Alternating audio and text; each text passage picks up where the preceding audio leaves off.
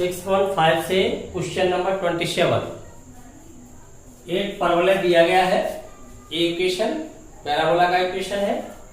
इस पर स्थित एक बिंदु हमें फाइंड करना है जिसकी बिंदु 0.5 से दूरी न्यूनतम होनी चाहिए। अर्थात यहां पर जो 0.5 से दूरी है वह फलन है, क्योंकि फलन को हमें क्या रखना है, न्यूनतम। क्लियर? बिंदु 0.5 कहां पर स्थित होगा, बाई अक्ष पर। एक परवलय कहां पर खुलेगा, बाई अक्ष पर ऊपर की ओर। इसका अक्ष वाई अक्ष है, धनात्मक दिशा में। तो इस प्रकार से बनेगा ये फिगर। 0.5 बिंदु से वह बिंदु ज्ञात करना है जिसकी दूरी न्यूनतम हो। तो बिंदु कहां पर स्थित है, वक्र पर। तो मान लेते हैं बिंदु को। सबसे पहले माना वह बिंदु जिसे हमें ज्ञात करना है, क्लियर, वह बिंदु एक्स वाई है। हमने मान लिया उस बिंदु के निर्देशांक एक्स वाई है। तब बिंदु वक्र पर स्थित होगा। एक पे इक्वेशन आ जाएगा एलिमिनेट करने के काम में, चर विलुप्त करने के काम में। परंतु फलन अपना दूरी है, अर्थात इस बिंदु की 0.5 से दूरी। तो हमें सबसे पहले दूरी को प्राप्त करना चाहिए। तब बिंदु एक्स वाई की 0.5 से दूरी, यही अपना क्या है, फलन है। क्या होनी चाहिए, under root x2 minus x1 का whole square plus y2 minus y1 का होल स्क्वायर। दूरी सूत्र का प्रयोग करेंगे तो x माइनस 0 का whole square plus y minus 5 का होल स्क्वायर। ये दूरी प्राप्त हो गई। अब इसे हम एक फलन मान लेते हैं। माना फंक्शन ऑफ एक्स वाई द्विचरीय फलन है। तब ये हमें प्राप्त हो जाता है x square plus y minus 5 का होल स्क्वायर। क्लियर?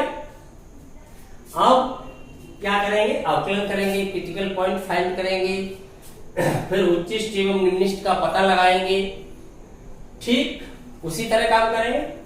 तो इसके लिए अवकलन को सरल बनाने के लिए हम क्या करेंगे, स्क्वायर कर लेंगे, स्क्वायरिंग ऑन बोथ साइड्स। एक अन्य फलन मान लेंगे। तब दोनों ओर वर्ग करके हम क्या मान लेते हैं, फंक्शन ऑफ एक्स की जगह जी ऑफ एक्स वाई हो जाएगा। देखिए तब ये प्राप्त हो जाएगा x square plus y minus 5 का होल स्क्वायर। यहां पर हमने ये मान लिया है फंक्शन ऑफ एक्स वाई का होल स्क्वायर युगल जी ऑफ एक्स वाई। क्लियर? अब ये द्विचरीय फलन है तो हमें एक चर को विलुप्त करना होगा। इसके लिए हम देख रहे हैं बिंदु एक्स वाई कहां पर स्थित है, वक्र पर। इसलिए वक्र के समीकरण से, वक्र से हम यहां पर एक्स स्क्वायर के स्थान पर क्या रख सकते हैं, 2y। वक्र से हमने एक्स स्क्वायर इक्वल 2y कहां पर रख दिया, जी फंक्शन में। तब ये जी ऑफ वाई एक चरीय फलन बन जाएगा। यहां पर हो जाएगा 2y प्लस वाई माइनस 5 का होल स्क्वायर। क्लियर? अब अवकलन किया जा सकता है, differentiate with respect to y। ये हो जाएगा G dash of y equal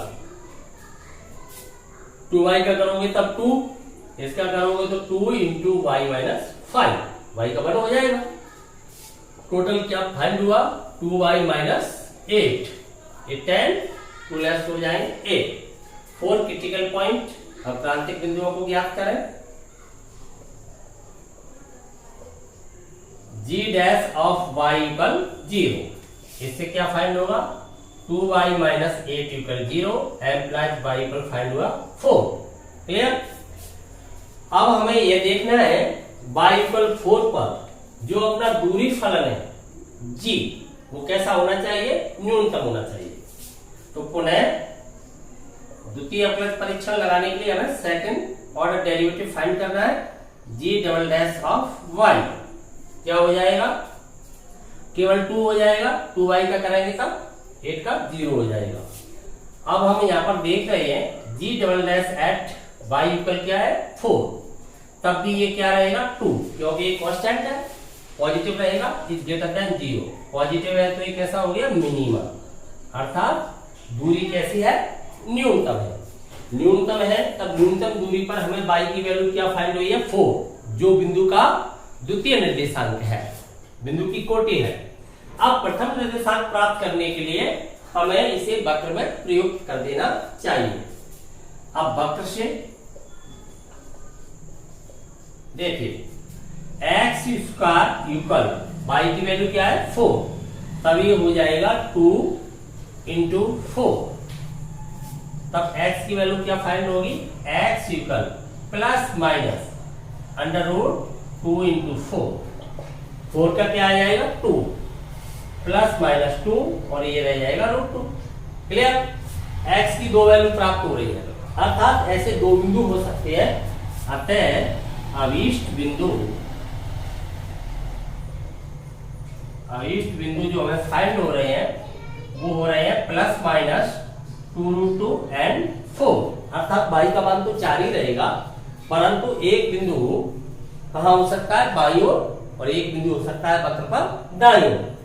कैसे हो सकते हैं देखते हैं। यहाँ पर देखिए ये है आपका 0,5, एक बिंदु 2√2, मान लीजिए यहां तक चले, x का मान यहां तक है, y का मान कितना है 4, मान लीजिए यहां पर हो सकता है। तो दूसरा बिंदु कहां पर हो सकता है, बाईं ओर। देखिए यहां पर कितना मान है, x की वैल्यू 2√2, ये हो गई 4, तो ये बिंदु हो सकता है आपका 2√2 4, और दूसरा बिंदु ये हो सकता है आपका माइनस का 2√2 4, ये वाला बिंदु हो सकता है, एक बिंदु इधर हो सकता है। ऐसे दो बिंदु आपको फाइंड हो सकते हैं। अब इनमें से कोई एक दिया हो या दोनों दिए हो, वही ऑप्शन अपना हो जाएगा। तो इसमें से कौन सा बिंदु दिया गया है, बिंदु दिया गया है आपको 2√2 4 प्लस वाला, तो ये ऑप्शन आपका क्लियर हो जाएगा। ऑप्शन में ये आपको दिया गया है, कितना दिया गया है, ये आपका ऑप्शन है ए। कौन से ऑप्शन में दिया गया है, ए ऑप्शन में। तो आपका आंसर क्या हो जाएगा, आपका आंसर ये हो जाएगा ए। क्लियर, समझ में आ गया। एक बार फिर ध्यान देंगे। सबसे पहले ये देखें, जो वक्र दिया है उस पर एक बिंदु हमें मानना होगा, क्योंकि वक्र पर स्थित बिंदु है वो 0,5 से जिस दूरी पर है उस दूरी को हमें न्यूनतम रखना है, अर्थात दूरी ही अपना फलन है। विलोपन कहां से करेंगे, वक्र के समीकरण से, क्योंकि बिंदु वक्र पर स्थित है। ठीक है, दूरी सूत्र लगा करके हमने फलन को प्राप्त कर लिया। हम देख रहे हैं इस वक्त अवकलन करते हैं तो अवकलन टिपिकल हो रहा है, जबकि हम सरलतम बनाना चाहते हैं, समय बचाना चाहते हैं एग्जाम के अंदर, तो हम क्या कर लेंगे, वर्ग कर लेंगे, एक नया फलन मान लेंगे। परंतु फलन द्विचरी है, वक्र की सहायता से हम इसे एक चरीय में प्राप्त कर लेंगे, एक चर को विलुप्त कर देंगे। उसके बाद अवकलन करेंगे, क्रिटिकल पॉइंट फाइंड करेंगे, सेकंड ऑर्डर डेरिवेटिव फाइंड करेंगे, द्वितीय अवकलज से हम पता लगाएंगे। यहाँ पर द्वितीय अवकलज परीक्षण सरल है, जो पॉजिटिव है कैसा हो जाएगा, मिनिमा हो जाएगा, अर्थात अपना फलन है वो न्यूनतम मान वाला हो जाएगा। तब y की वैल्यू प्राप्त हो गई है, y का मान वक्र में पुट कर देंगे तो x की वैल्यू फाइंड होगी। x की वैल्यू 2 आ रही है तो बिंदु एक बाईं तरफ हो सकता है, एक दाईं तरफ। क्लियर, कोई शक। क्वेश्चन नंबर 28, यहां पर हमें फलन दिया गया है सभी वास्तविक मानों के लिए, अर्थात फलन के प्रांत के सभी बिंदुओं के लिए हमें फलन का न्यूनतम मान ज्ञात करना है। तो देखिए प्रांत के किस बिंदु पर फलन का मान न्यूनतम है, सबसे पहले उस बिंदु को ज्ञात करेंगे। तो उस बिंदु को ज्ञात करने के लिए हमें अवकलज करना होगा, क्योंकि वह बिंदु क्रिटिकल पॉइंट्स होता है, अर्थात क्रांतिक बिंदुओं में होगा। तो सबसे पहले क्या करें, अवकलज फाइंड करें। f डैश x अंश बटे हर से होगा, भाग नियम से होगा, हर स्थिर रहेगा, हर अंश का अवकलज 1 का 0 हो जाएगा, इसका -1, ये हो जाएगा 2x। क्लियर, माइनस अंश स्थिर रहेगा 1 minus x plus x square, हर का अवकलज होगा 0 + 1 + 2x अपॉन हर का वर्ग 1 + x + x स्क्वायर का होल स्क्वायर। अब देखिए फलन को और सॉल्व करेंगे। और सॉल्व करेंगे तब सभी स्टेप कैसे बनेंगे, उतने ही प्लस के बनेंगे, उतने ही माइनस के प्राप्त होंगे। जब मल्टीप्लाई कराएंगे तब तो सभी आपस में लेस हो जाएंगे। केवल अपने पास यही रह जाएगा x square minus 1 upon 1 plus x square का होल स्क्वायर। बाकी सब लेस हो जाएंगे, केवल ये प्राप्त होगा। क्लियर। अब 4 क्रिटिकल पॉइंट क्रांतिक बिंदुओं को ज्ञात करेंगे। आप यहाँ पर मल्टीप्लाई करके देखेंगे सभी लेफ्ट होके यही बचेगा। क्या होना चाहिए, एफ डैश एक्स इक्वल 0, ये 0 में चला जाएगा तो आपके पास केवल रह जाएगा एक्स स्क्वायर माइनस 1 इक्वल 0। इससे एक्स की दो वैल्यू फाइंड होती है प्लस माइनस 1। अब हमें पता है इन दोनों बिंदुओं में ही वह बिंदु है जहां पर फलन का मान न्यूनतम होगा। तो हम क्या करें, द्वितीय अवकलज का प्रयोग करें। तो द्वितीय अवकलज हमें कैसा है, यहाँ पर टिपिकल है, अर्थात समय अधिक लगेगा। तो इस स्थिति को ध्यान में रखते हुए हम सीधा निर्णय ले सकते हैं। अपने पास दो ही बिंदु है और दोनों ही बिंदुओं का संख्यात्मक मान बहुत कम है, तो सीधा इसमें ऑप्शन अर्थात मान डाल के देख लें, जो मान छोटा है वही न्यूनतम मान हो जाएगा। तब हम क्या करते हैं, फलन के अंतर्गत बारी बारी से बिंदुओं को पुट करते हैं। फलन के अंदर हमने x की वैल्यू -1 रखी, तब क्या प्राप्त होगा, रखिए यहाँ पर 1, यहाँ पर -1 रखोगे तो ये क्या हो जाएगा, +1 हो जाएगा। ये -1 का होल स्क्वायर, ये भी +1 हो जाएगा। यहाँ पर आप -1 रख रहे हो तो 1 -1, ये -1 का होल स्क्वायर करोगे तो ये तो +1 ही हो जाएगा। तो टोटल वैल्यू आपकी क्या फाइंड होगी, 1 से 1 लेफ्ट हो गया तो ये 3 फाइंड हो जाएगी। अब फलन के अंतर्गत दूसरा बिंदु लगाए 1 यहाँ पर रखोगे तो देखिए 1 -1 1, नीचे भी हो जाएगा 1 +1 +1, तो ये लेफ्ट होकर के क्या बचेगा 1/3। अब दोनों मानों में कौन सा मान छोटा है, 1/3, तो न्यूनतम मान फलन का क्या प्राप्त होता है 1/3। अतः हम लिख सकते हैं, अतः x = 1 पर प्रांत के अंतर्गत वो कौन सा बिंदु है 1, जिस पर फलन का न्यूनतम मान 1/3 है, पर फलन का न्यूनतम मान क्या प्राप्त हो रहा है 1/3 है। ठीक है, आंसर आपका कौन सा ऑप्शन है इसके अंतर्गत, डी। तो आंसर फाइंड हो रहा है ऑप्शन डी। क्लियर, समझ में आ गया।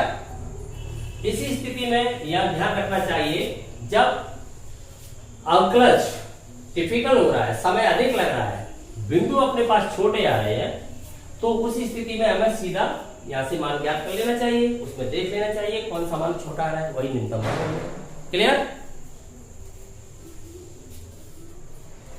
29वां क्वेश्चन, यहां पर हमें फलन दिया गया है क्लोज इंटरवल 0 to 1, तब हमें उच्चतम मान ज्ञात करना है फलन का। तो देखिए जहां पर हमें बंद अंतराल दिया जाता है वहां पर हमें एब्सोल्यूट वैल्यू अर्थात निरपेक्ष मान ज्ञात करने होते हैं, या किसी भी परीक्षण का प्रयोग नहीं किया जाता है।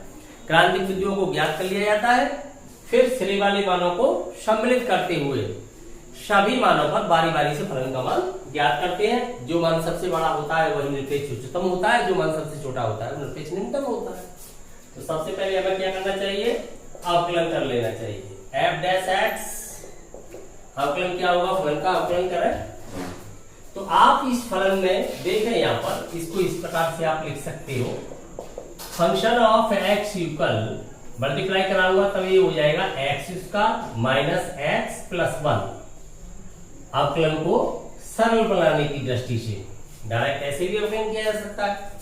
तब आप अवकलन करोगे तो देखो क्या आ जाएगा, यहां अवकलन करोगे एक पहले तो पावर से करना होगा, 1/3 पावर है वो आगे आ जाएगी आपकी 1/3, फिर एक कम हो जाएगा x square minus x plus 1, एक कम हो जाएगा पावर पर 1/3 माइनस 1। क्लियर।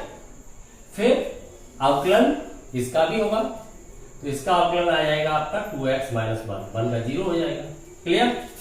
तो आपको अवकलन क्या प्राप्त हो रहा है, F dash x equal find हो रहा है, यहाँ से 1/3 से 1 लेस करोगे तब कितना बचेगा, माइनस का 2/3, नीचे लाएंगे तो प्लस की पावर हो जाएगी, तो आपको फाइंड हो जाएगा, ऊपर रह जाएगा 2x माइनस 1 अपॉन में 3 चल ही रहा है यहाँ पर, और ये हो जाएगा x square minus x plus 1 power हो जाएगी 2/3, माइनस की पावर नीचे आके प्लस की हो जाएगी। क्लियर।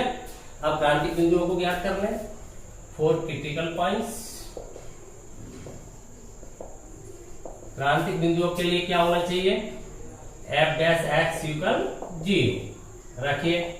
आप 0 को इक्वल इस वैल्यू को रखोगे तो ये वैल्यू कहां चली जाएगी, 0 में। केवल आपके पास यही रह जाएगा 2x माइनस 1 इक्वल 0।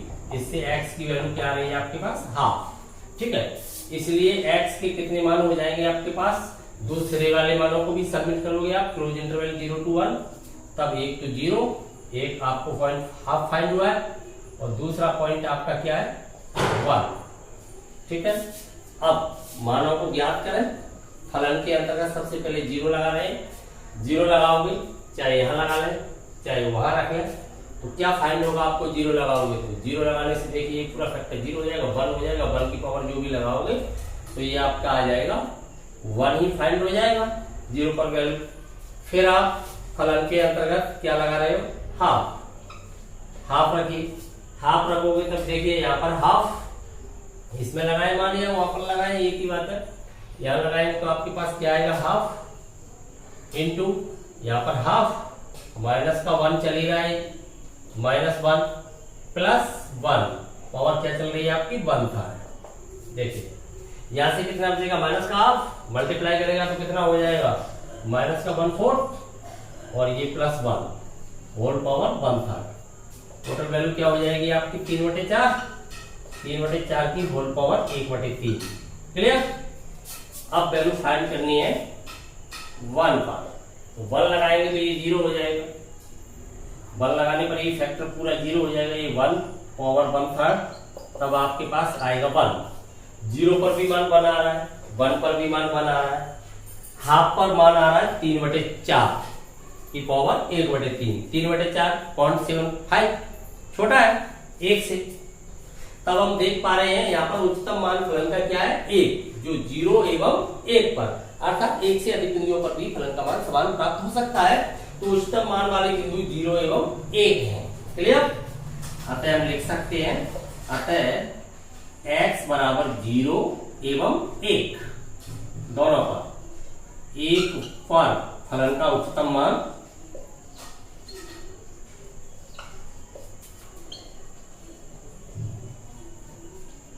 क्या प्राप्त हुआ, 1। अतः ऑप्शन आपका क्या हो जाएगा, क्या ऑप्शन है भाई, सी। क्लियर।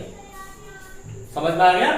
एक बार फिर ध्यान दें, फलन दिया है, क्लोज इंटरवल जब भी दिया जाए तब समझ लेना चाहिए एब्सोल्यूट वैल्यू फाइंड करनी है। तो इसके लिए सीधा कैलकुलेट करेंगे, क्रिटिकल पॉइंट फाइंड करेंगे, सिरे वाले मानों को सबमिट करेंगे, बारी बारी से फलन का मान ज्ञात करेंगे, जो बड़ा मान है वही उच्चतम मान है। क्लियर। कोई शक